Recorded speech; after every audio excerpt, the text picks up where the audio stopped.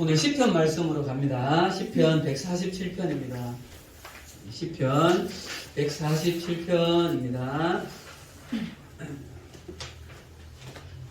네, 함께 성경 찾아주시고요.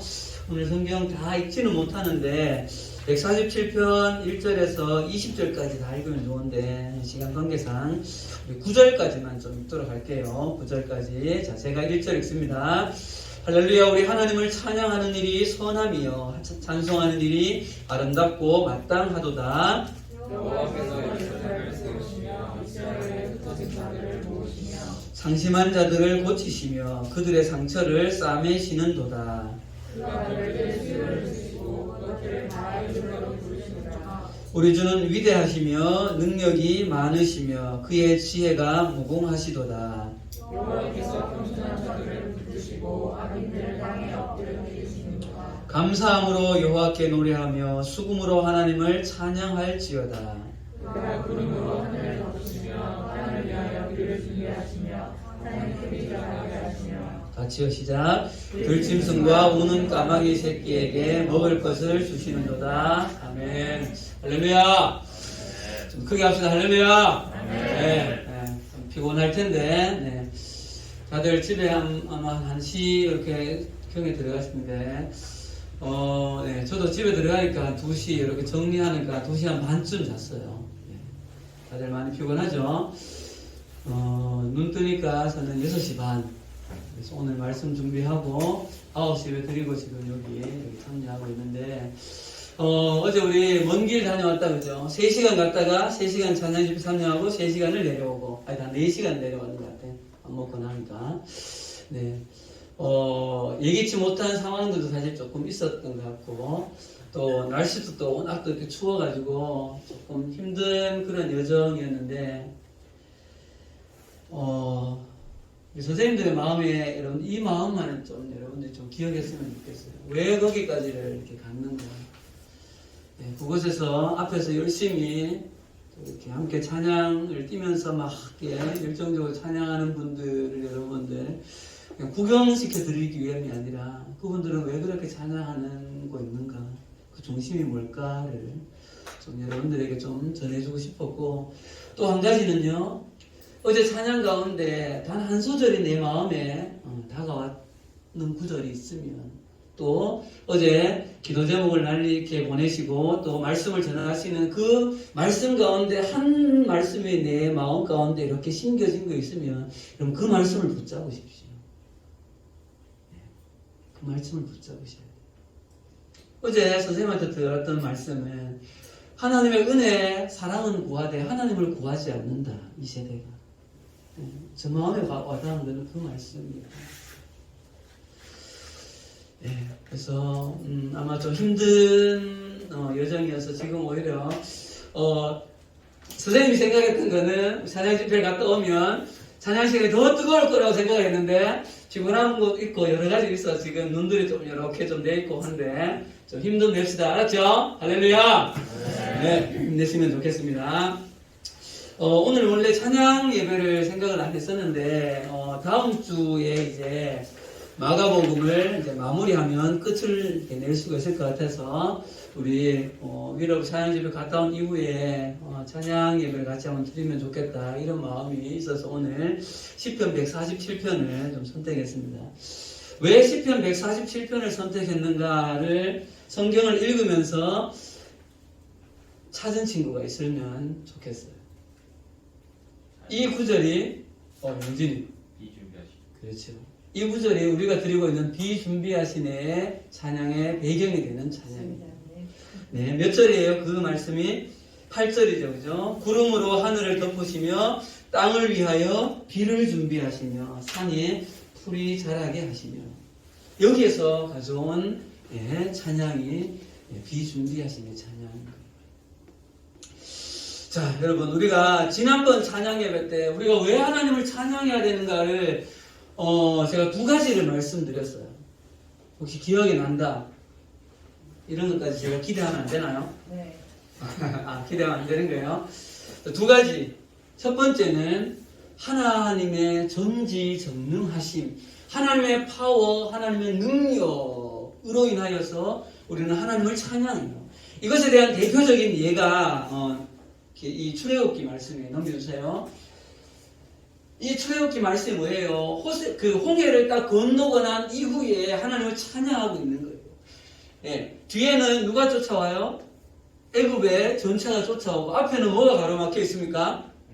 홍해가 가로막혀 있는 상황에서 어찌할 바를 모르고 있을 때에 모세의 지팡이를 내밀었을 때 홍해가 갈라지는 그 놀라운 역사를 통하여서 건너고 애굽의 그 모든 기마병들은 수장되어진 것을 보면서 하나님을 찬양하는 거죠. 뭐예요? 하나님은 능력이 무궁무진하신 분이시다. 네. 그래서 팀장님이 청년부 때 그 마이티 워리어라는 찬양이 있었어요. 하나님은 능력이 많은 전사이시다. 이런 거죠. 이 부분을 하나님의 능력이라고 여러분 기억하시면 좋겠습니다. 따라합시다. 하나님의 능력. 하나님의 능력. 네, 하나님의 능력이면 못하실 것이 없는 것이죠. 자, 두 번째로 갑시다. 요거 나오면 두 번째가 생각이 날 수 있는데 이거보다 더 근본적으로 하나님을 찬양해야 될 이유가 있다. 그것은 바로 하나님의 성품 때문입니다. 하나님의 성품. 왜냐하면 하나님은 신실하시며 하나님은 인자가 무궁무진하시며 하나님의 사랑은 끝이 없으신 그 하나님 당신이 가지고 있는 인간의 이 허접한 언어로 다 표현해낼 수 없는 하나님의 놀라운 그 성품, 그 고귀함과 그 존귀함과 그 영원할 수 없는 그분의 그 성품으로 인하여서 우리는 영원히 찬양하기에 마땅한 것이죠. 예. 이것을 우리는 하나님의 성품, 이 성품이라는 말이 사실 다 담아내기가 좀 부족해요. 하나님의 속성하려니까 꼭 이게 뭐 마우스 우클릭하면 속성 클릭가 돼서 들어가는 것 같은 그런 느낌이 들어서 속성도 좀 그렇고 하나님의 성품이라고 표현하는 게 제일 맞을 거예요. 하나님의 능력과 당신의 그 놀라운 그 성품으로 인해서 우리는 영원토록 하나님을 찬양할 마땅한 이유가 되어집니다. 그래서 여러분, 다른 시편 기자들도 다 그렇지만 시편 147편 1절에 보면 이렇게 시편 기자가 이야기하죠. 넘겨주세요. 1절 읽읍시다. 1절만요. 시작. 여호와께 감사하라. 그는 선하시며 그 인자하심이 영원하미로다. 이거는 145편이네요. 그죠? 네. 자, 147편의 1절 시작. 할렐루야. 우리 하나님을 찬양하는 일이 선함이요 찬송하는 일이 아름답고 마땅하도다. 우리가 보는 이 한글에서는 이 문장이 그냥 평소문처럼 보이지만 원어에서는 여러분 이 문장이 감탄문이에요. 감탄문.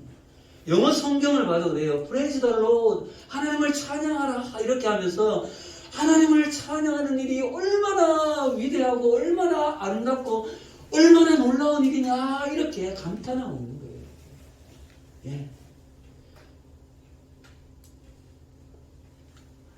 이 시편 기자의 마음이 여러분들에게 좀 전달되어졌으면 좋겠어요. 어제 여러분 그런 마음을 느끼기를 팀장님은 소원하는 마음으로 여러분들과 함께 하셨는데 그 찬양하는 가운데 내가 이렇게 하나님을 찬양할 수 있다는 것이 얼마나 큰 은혜인가, 얼마나 큰 감사인가, 이렇게 하나님을 찬양할 수 있는 이 시간이 얼마나 감사한 시간인가, 이런 것들이 여러분의 인격 중심 가운데에서 이미 온 친구들도 있을 거예요. 혹 아직 그렇지 않은 친구들은 간절히 소망하기는 어느 때에 그 기쁨과 그 감사와 그 고백이 여러분들 속에서 나오기를 간절히 바라는 것이죠. 오늘 이따가 2부에 함께 또 몇 곡의 찬양을 들을 때 여러분 이 찬양이 억지로 하는 찬양이지 않았으면 좋겠어요. 여러분 인격 속에서 정말 감사와 기쁨으로 올라가는 찬양이 되었으면 좋겠습니다.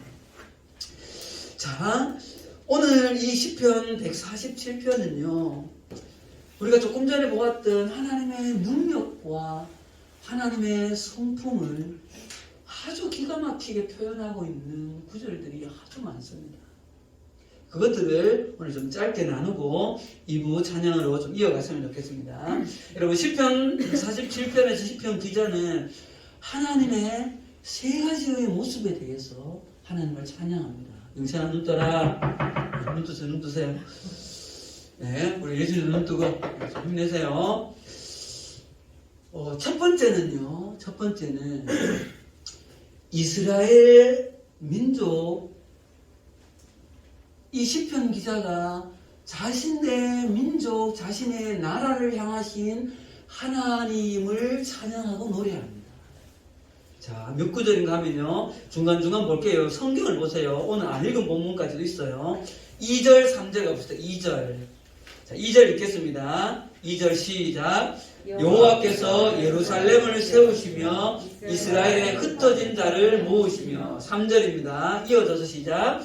상심한 자들을 고치시며 그들의 상처를 싸매시는도다. 여러분, 이 말씀이 뭔가 하면요, 이스라엘이 바벨론의 포로로 끌려갔을 때 그 포로에서 하나님의 능력의 오른팔로 포로를 이끌어내셔서 다시 이스라엘을 회복시킨 그 일을 말씀하는 것입니다.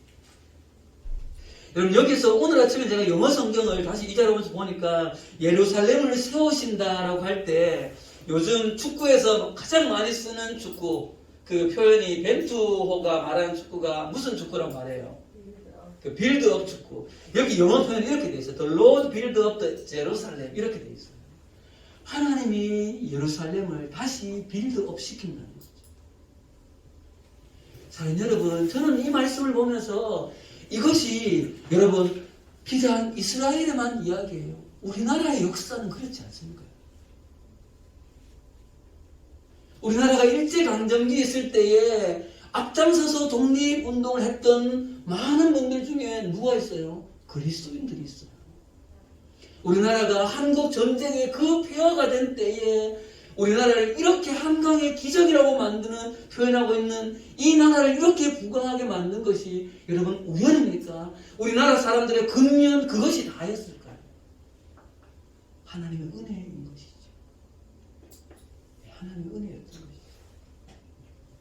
그래서 3절에 여러분, 상심한 자들을 고치시고 그들의 상처를 싸매신도다. 사랑하는 여러분, 미안한 표현이지만 여러분들의 할아버지, 할머니 세대는 없어서 못 먹은 세대예요.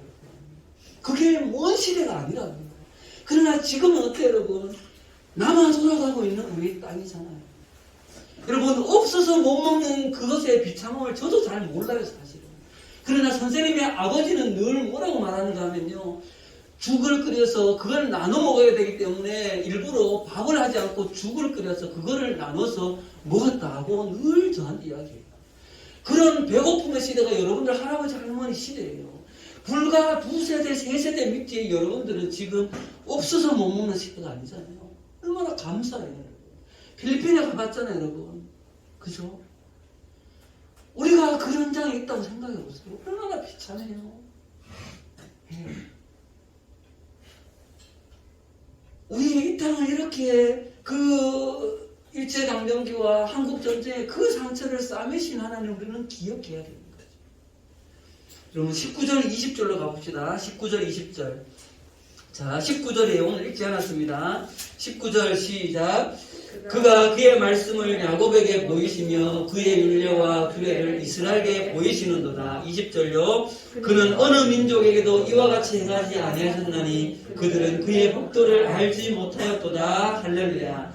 여러분 시편 기자가 자기 이스라엘 백성들에게 자신들을 선택하셔서 자신들에게 율법을 허락하시고 하나님을 알게 하신 하나님을 찬양하고 있는 거예요. 여러분 저는 이걸 보면서 동일하게 한국 땅을 기억하는 거죠. 여러분 인류 역사상 대한민국처럼 이렇게 빠르게 성장한 나라도 없지만 대한민국처럼 빠르게 부흥한 나라도 볼 수 없어요. 예.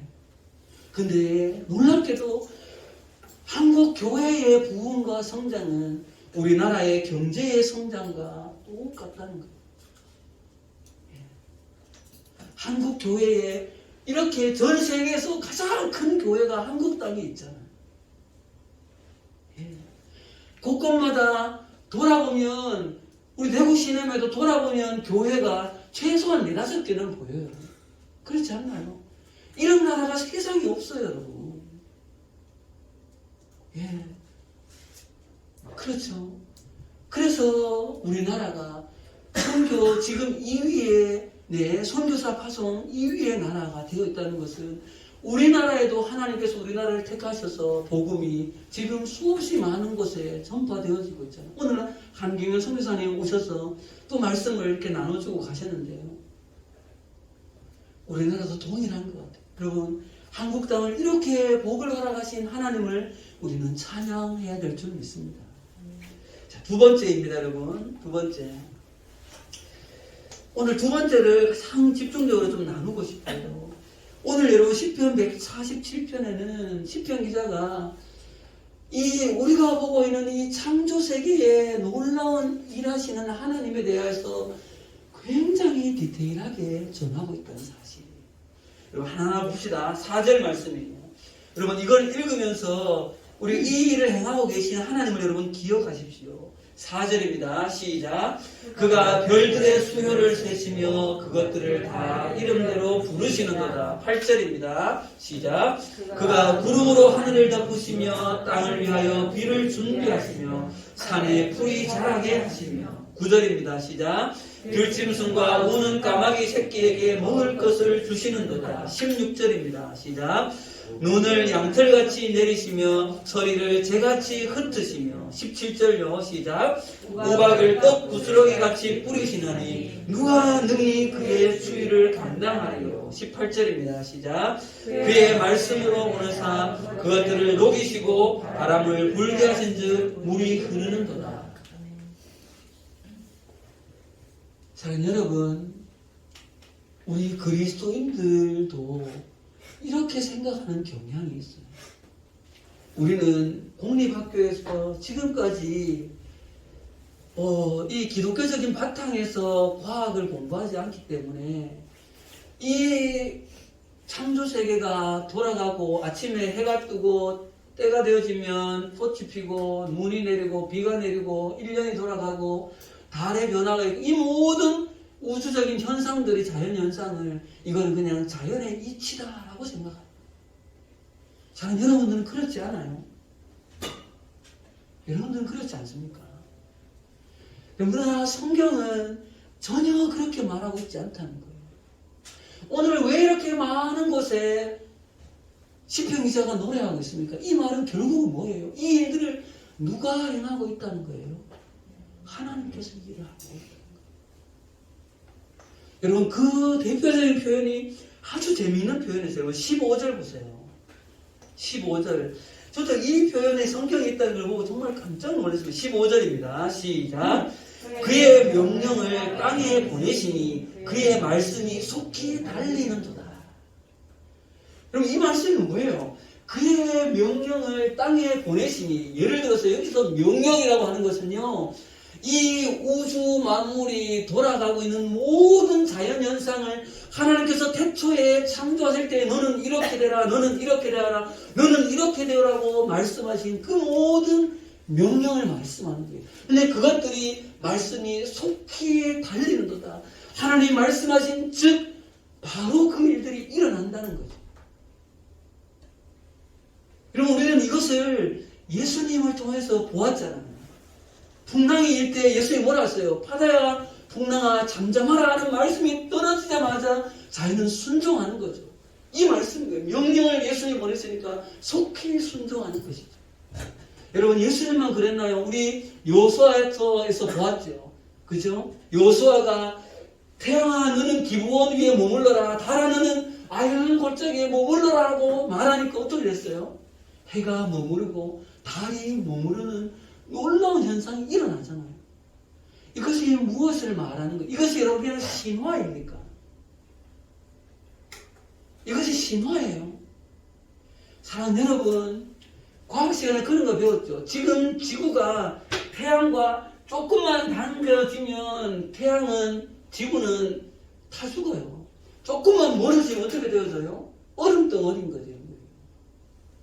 하나님께서 지금도 신실하게 붙잡고 있지 않으면, 말씀 넘겨주세요. 히브리서, 이건 그 말씀이고요. 히브리서에 그의 능력의 말씀으로 만물을 붙드시니, 여기서 붙드시니가 영어로 서스테인이에요. 서스테인이 뭐예요? 유지하고 있다는 거예요. 유지하고 있다고. 사랑하는 여러분, 태양이 뜨는 거, 달이 뜨는 거, 별이 뜨는 거, 비가 내리는 거, 이번 주에 비와, 눈 왔죠, 그죠? 네, 눈 봤다. 다 봤네. 눈이 내리는 것, 모든 것이 다 하나님께서 당신이 창조하신 피조세계를 서스테인하고 계시기 때문에. 그래서 여러분, 우리의 이 사고의 이 생각을 완전히 바꿔야 돼요. 하나님께서 지금도 이렇게 신실하게 이것을 붙잡고 있구나. 하나님께서 신실하게 붙잡고 있구나. 여기에서 우리는 하나님의 신실하신 성품을 보는 것이죠.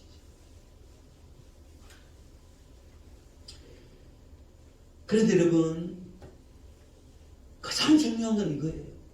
왜 하나님께서 이렇게 신실하게 붙잡고 계시냐는 거죠. 누구를 위해서요? 나를 위해서. 우리를 위해서입니다. 예. 나를 위해서. 여러분, 이 땅에 존재하는 인류가 나 혼자라고 하여도 하나님은 이 모든 우주 현상을 그대로 돌리시고 계실 거예요.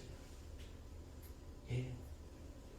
왜요? 그러지 않으면 하나님 당신이 창조하신 아담 혼자가 죽었을 거니까요. 사랑하는 여러분, 이 일들을 행하고 계신 거는 나를 위해서 행하고 있다. 내일부터 태양이 떠오르면 하나님께서 나를 위해서 지금도 저 태양을 뜨게 하고 계시는 거예요. 여러분, 눈이 내리면, 비가 내리면, 별을 바라면서 이 모든 것을 다 하나님이 나를 위해서 저희를 계속 행하고 계시는구나 생각하셔야 돼요. 왜요?